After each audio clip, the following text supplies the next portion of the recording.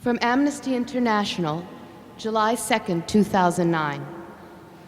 On 27 December 2008, without warning, Israeli forces began a devastating bombing campaign on the Gaza Strip, codenamed Operation Cast Lead. Its stated aim was to end rocket attacks into Israel by armed groups affiliated with Hamas and other Palestinian factions. By 18th of January 2009, some 1,400 Palestinians had been killed, including some 300 children and hundreds of other unarmed civilians, and large areas of Gaza had been razed to the ground. From the diary of 27-year-old Khulood Ghanem from Gaza, the 27th of December 2008, first day of the war. I finished my work in Khan Yunis at 10 o'clock and rode a car to Gaza City. I reached there at 11. I decided to drink some coffee with my friend who was working in a company beside the Legislative Council and the Academy for Police. I stayed there till 11:30. I decided to leave. My friend told me to stay, it's early.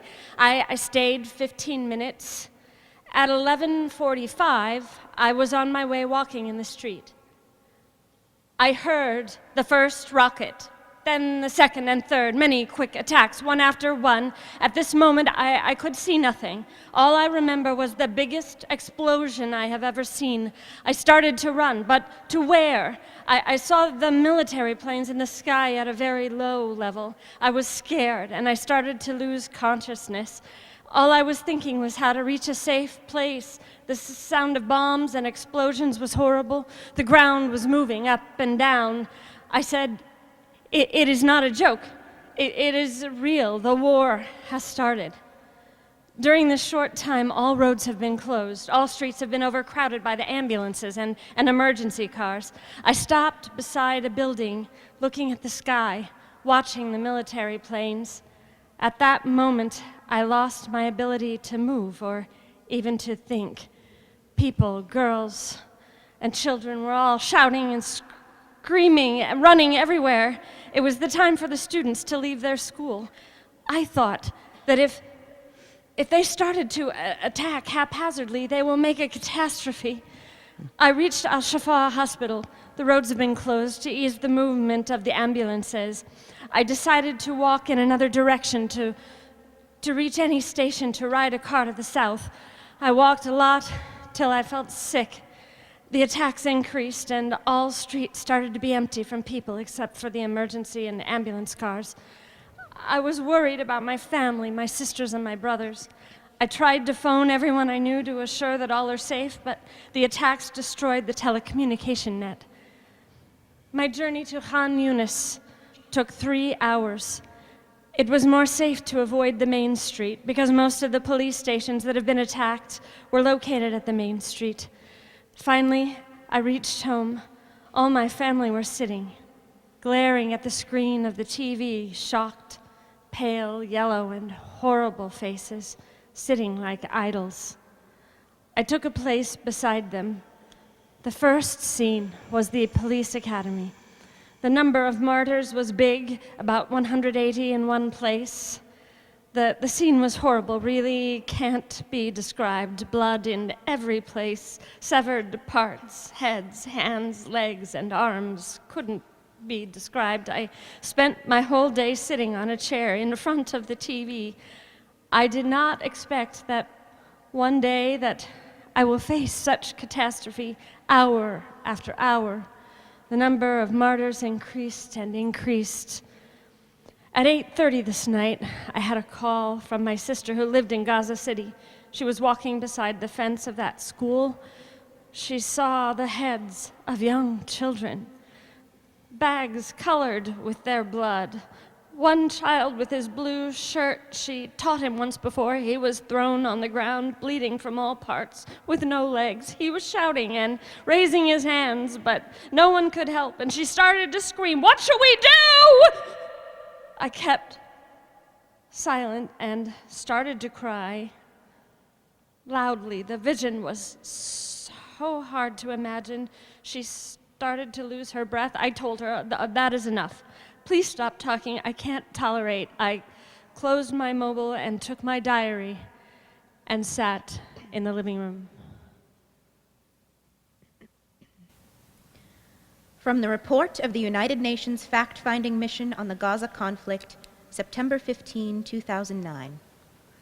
The timing of the first Israeli attack at 11:30 a.m. on a weekday, when children were returning from school and the streets of Gaza were covered with people going about their daily business, appears to have been calculated to create the greatest disruption and widespread panic among the civilian population. The treatment of many civilians detained or even killed while trying to surrender is one manifestation of the way in which the effective rules of engagement, standard operating procedures, and instructions to the troops on the ground appear to have been framed in order to create an environment in which due regard for civilian lives and basic human dignity was replaced with the disregard for basic international humanitarian law and human rights norms. That night was the longest I've ever seen. The sound of attacks, rockets from sky, the borders, and the sea. That night, we decided to sleep in one room, so we chose our room in a far corner in the house. How silly we were. When I remember that, I laugh, because rockets did not make a choice. So we prepared the place. We were 5, me, my sis, my brother, and my parents. So I arranged the situation to sleep with my mother on my small bed. My father will sleep on another bed. Mona, my sis, will stay on her bed. And finally, my brother took a place on the ground.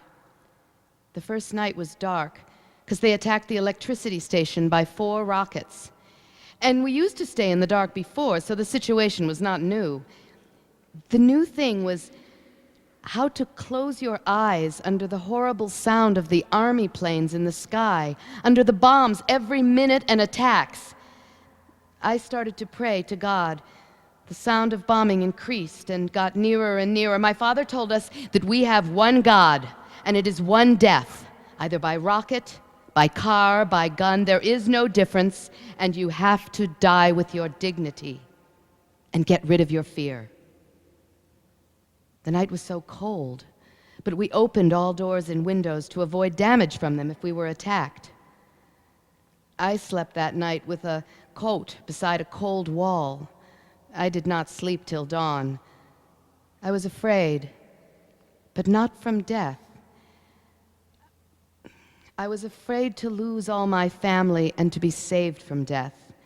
So I prayed to my God to be the first and not the last.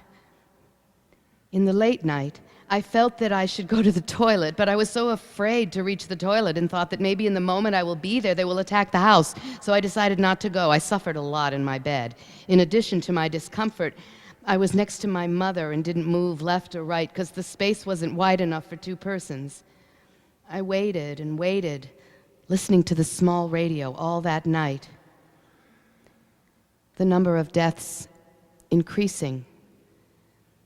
I called my dad, but he was sleepy. I called him again. He answered me, "What is wrong?" I told him, "Stay awake with me, don't sleep. I can't close my eyes."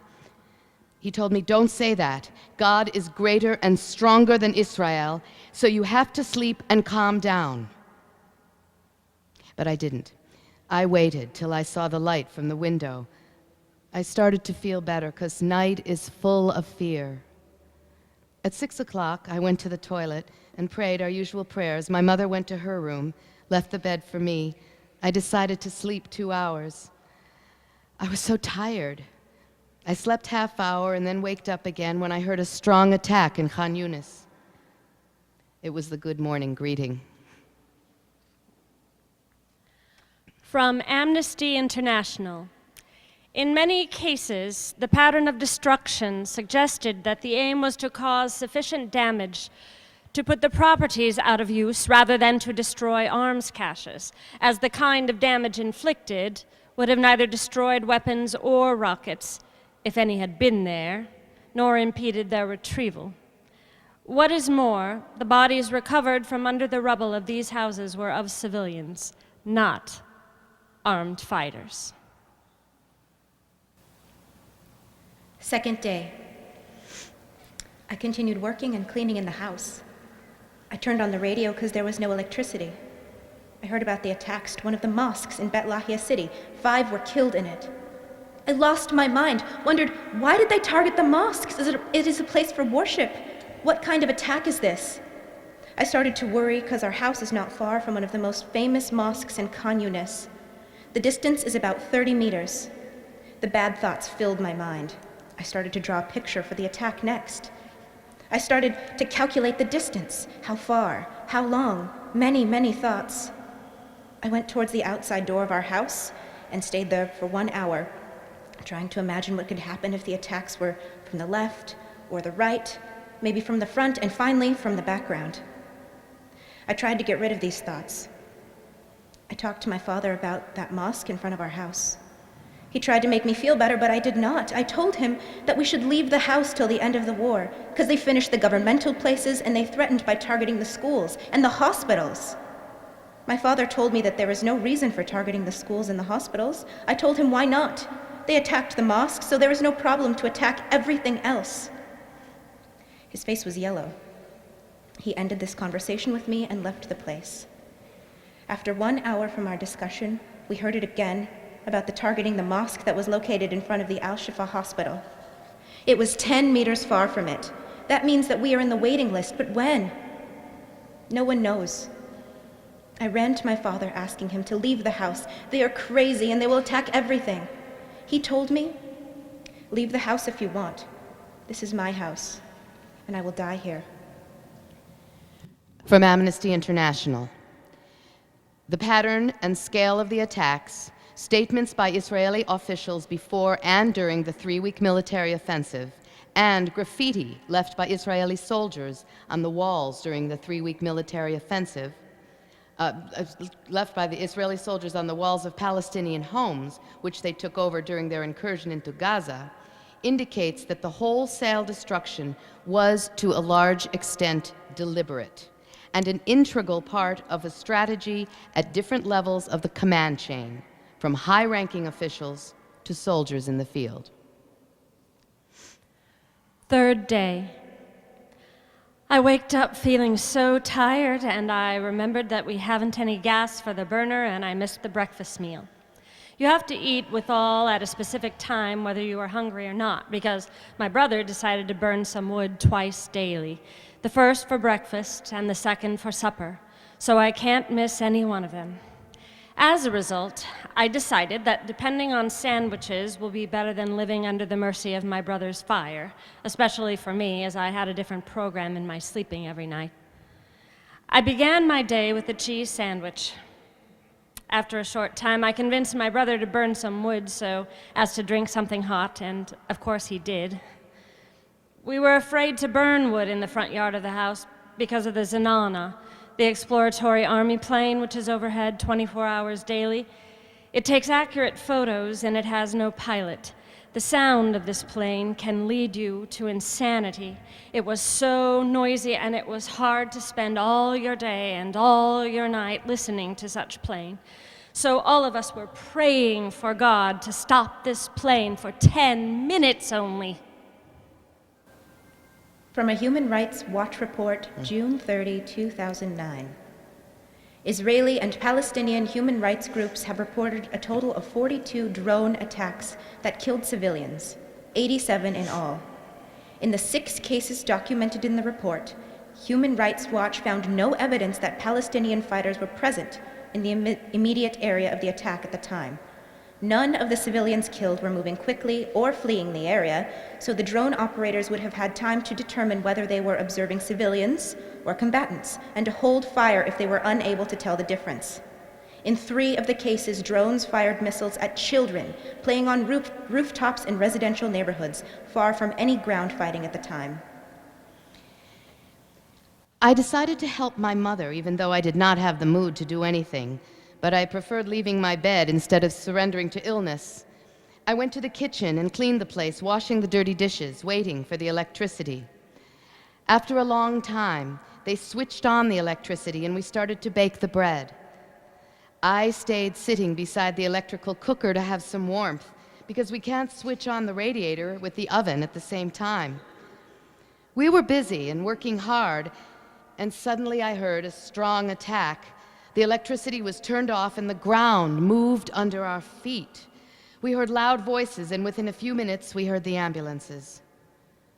I ran and opened the outside door. The street was full of people. They were running toward the target to save and help if it was needed. My father left the house and walked with the others. I shouted at him to make him come back. I expected another attack because they used to target the same place twice. And I was so afraid and shouted a lot, but he did not reply.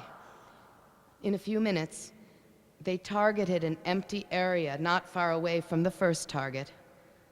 I stopped for a while. I could hear nothing. I could listen to nothing.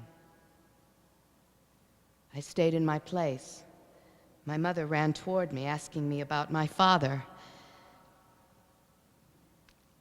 I lost my ability to answer. She started to cry. I could hardly move my legs and sat on the ground beside the wall. I thought that my father has gone and I will never see him again. For a moment, my mind stopped, and I felt with many different feelings. The wheel of life stopped, and I couldn't move my body. I stayed in my place for half an hour. The noise outside the house ended, and we no longer heard the sound of the ambulances. Suddenly, I saw my father's shadow. I opened my eyes and lost the ability to speak. He came quickly and helped me to stand up. "What is wrong? Are you okay?" he said. I told him, take me to my bed because I felt disabled in my legs. He helped me to reach my bed. He put 2 blankets on me. My temperature of my body increased and I was bleeding water from all parts. My father brought medicine for me. I took it and slept 3 hours. I did not feel a thing. I couldn't express how much fear I had at that moment, and when I remembered what passed in such moment, I could hardly believe that I got okay. After that, I waked up and I asked my dad about the attack. He told me that they targeted a house of one of Hamas members and destroyed it completely. 2 were injured, 3 were killed. After that, I moved to the television. The first news I heard was targeting the Islamic University in Gaza. So we can say that they started by the second step of the war, as they said that the first step will target all the government and civil buildings, and the second will target the health and educational sector. The third will destroy the infrastructure and target the economic side, and finally, the assassinations and the wanted people. I heard also that the number of martyrs reached 350 and the number of injured reached 1,650. I stayed 2 hours watching the news from channel to channel. My brother started to burn the wood to prepare some tea. I sat beside him looking to the fire for a long time. He prepared sandwiches and we gathered around the fire. We were silent. My sister started to make fun to break the ice between us. She said, "What if it was the Last Supper?" I replied that she reminded me of the famous portrait, and we began to talk and laugh. She asked everyone, "If it was the last moment for you, what would your wish be?" I discovered that all of us have no wishes except having the mercy and forgiveness from God. We finished, and we went to prepare the place to sleep. Each one took his usual place. I asked my mom to sleep beside me, and when she got tired, she could leave. So then she came and slept beside me. Another night of fear and nightmares. I remember this night was the most violent as they started to attack from the sea. All of us stayed awake till the dawn. We prayed and began a new day. From Amnesty International. In addition to the damage incidental to the fighting, 94 Israeli soldiers, for no apparent reason, sometimes destroyed and frequently vandalized the houses they took over. They defaced the walls with racist and threatening graffiti, deliberately smashed and soiled furniture and possessions, and often left excrement all over the houses when they left. In several cases, Israeli soldiers also used civilians, including children, as human shields, endangering their lives by forcing them to remain in or near houses which they took over and used as military positions. Some were forced to carry out dangerous tasks, such as inspecting properties or objects suspected of being booby-trapped. Soldiers also took position and launched attacks from and around inside inhabited houses, exposing local residents to the danger of attacks or being caught in the crossfire. The fourth day of the war. A new day has come, the 30th of December, 2 days before the beginning of the new year. All the world was preparing to celebrate 2009, but we were distinguished. We have a different celebration. In the early morning, I opened my eyes and stared for a long time at the ceiling. I drew a bad picture in my mind, a bad picture. The situation was so calm. I had many doubts and asked myself, have they finished or not yet? Why didn't I hear the F-16 and the Apaches? And where is the Zanana? I left my bed and covered my head by a scarf. I opened the door and climbed the stairs to the roof. It was the first time in 4 days to see the light directly. I could hardly open my eyes. I felt that I spent 1 year in my room. I looked to the sky and started to search for the army planes, but there were no planes. I walked for a while, stayed for half hour on the roof. Suddenly I heard the voice of my father. He was shouting, "Leave the roof and come quickly." I answered him and ran toward him, asking him about his anger and shouting. He blamed me for being on the roof and told me that yesterday they targeted a family that was sitting on their roof. The rocket fell in the middle of them, killed the father, the mother, 2 girls, and a little kid. I thought for a while, is it revenge? Really, is it a revenge? But revenge for what? What did they want to achieve? More killing, more destruction, or more what? My father replied to me that they are passing through a critical period, the elections, and they should achieve the victory to gain and win more numbers in their elections. I told him that this means they will continue till they reach the required number. He said, "Who knows? God only can know. So take care. Don't go outside. Stay in the home." From B'Tselem, the Israeli Information Center for Human Rights in the Occupied Territories, September 9, 2009. The extent of civilian fatalities does not in itself prove that Israel violated the laws of war. However, the figures must be considered within the context of the numerous testimonies given by soldiers and Palestinians during and after the operation, which raise grave concerns that Israel breached fundamental principles of international humanitarian law and caused excessive harm to civilians. Whole families were killed. Parents saw their children shot before their very eyes. Relatives watched their loved ones bleed to death, and entire neighborhoods were obliterated. I spent 3 hours washing the clothes. When I began to finish, my sister came telling me that she saw her friend in the news. She was dead. Her sisters and her mom also. All had been killed by a rocket. She started to wail and cry. I asked her, "Are you sure that this girl is your friend?" She said, "Yes, of course I'm sure. Her face was so clear on that TV screen." I asked her to make sure of her death, so we phoned one of the families that lived beside them. They told us the whole story of her death. They told us that the father received a call from the Israeli army ordering him to leave the house within 5 minutes because they will attack the house. He insisted to stay himself and pushed his wife and daughters to leave the house. They wore heavy clothes, took some money, and ran away from the house. The Apache was waiting for this moment as they changed their mind and targeted the mother and the daughters leaving the house. They fired a rocket, exploded their bodies, and made them parts, each part in a place. I waited for the afternoon news to see them. I insisted to see them. I wanted to fill my memory with their bodies. I wanted to live their death moment and to share them. I wanted to tell them that you will stay here, in memories, in minds, and in souls. All of you are alive. We will miss you, all of you. But you can sleep safely now. You are the strongest.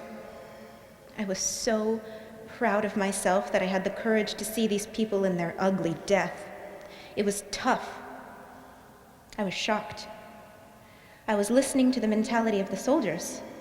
I was thinking of the mentality of the soldiers. I thought a lot, but didn't reach a conclusion.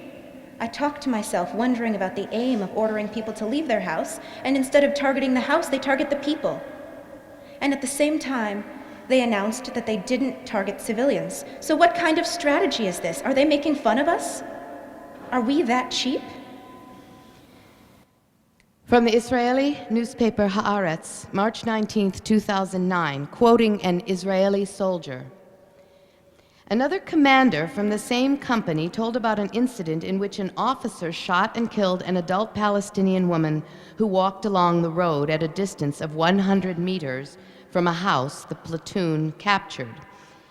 He said he was forced to argue with his superior officer about the permissive terms for opening fire, which made possible the cleansing of the homes with rifle fire without prior warning to the residents.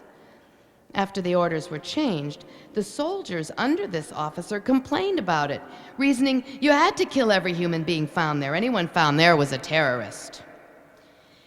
Lives of Palestinians, let's say, are something far, far less important than the lives of our boys.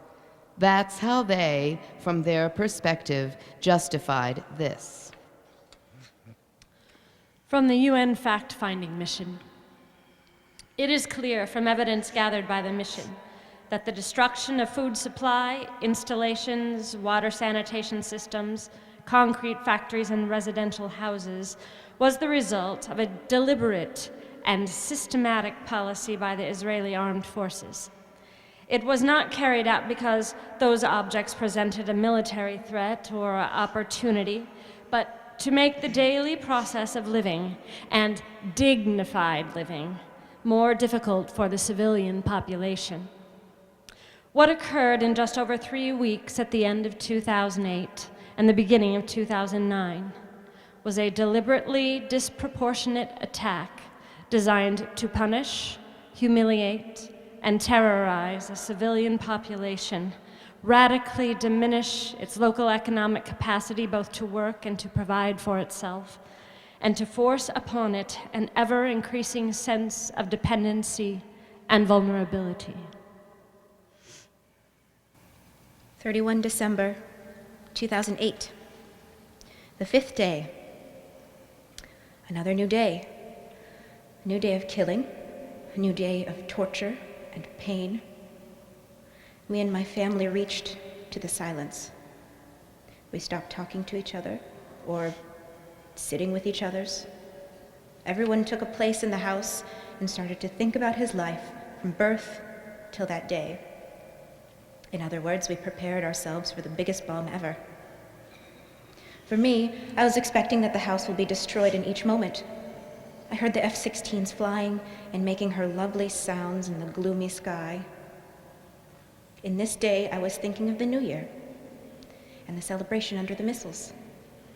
I never celebrated in my life a New Year, but I was interested to see the celebrations on TV and trying to enjoy with the others all over the world.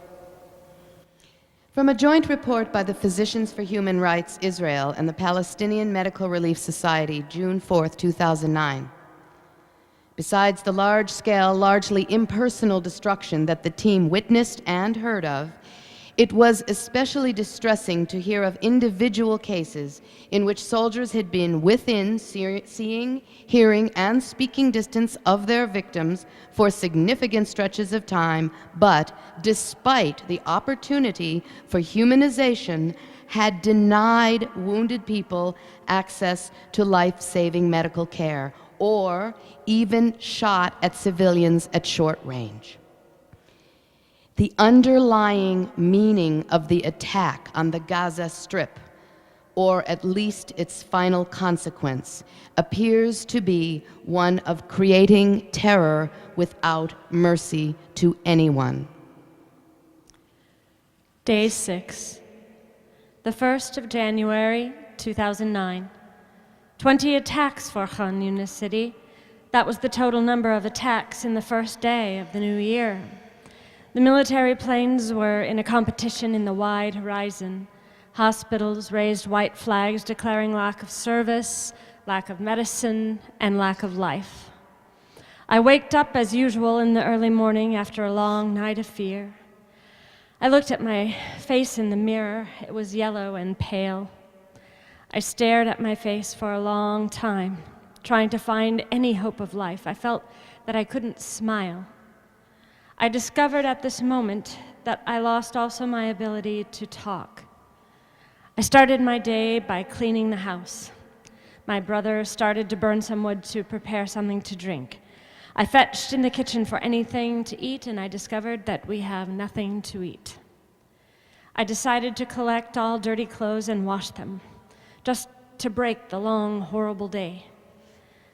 I started washing the clothes. I was standing beside the window looking at the sky and following the direction of the F-16. The sky was dirty and gray, gloomy and miserable. I moved toward the washing machine. I looked inside it, following the circular motion for the water. I thought for a while that war and killing, just like this motion, quick, random, and mixture, I felt with many different feelings. While I was staring inside the washing machine, I heard my sister shouting on me. She was running toward me. She pulled me strongly from my hand and she shouted, "Come, quickly!" I shouted on her face angrily, "What is wrong?" We reached the TV and she asked me to look and focus in that face.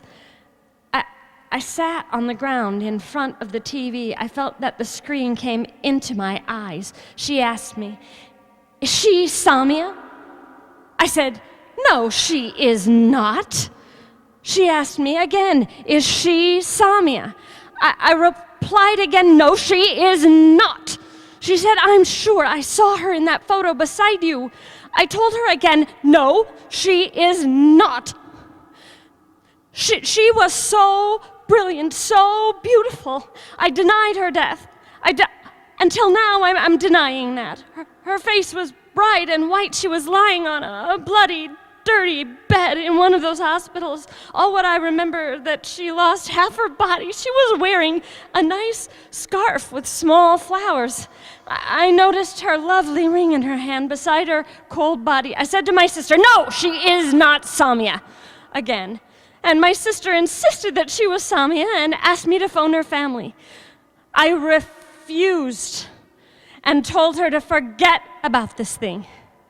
I walked toward the bathroom, closed the door. That was the first time in my life to lose a friend in such an ugly way. The shock made me silent and cold. I sat on the ground, and I remembered that day from 3 years when I met Samia.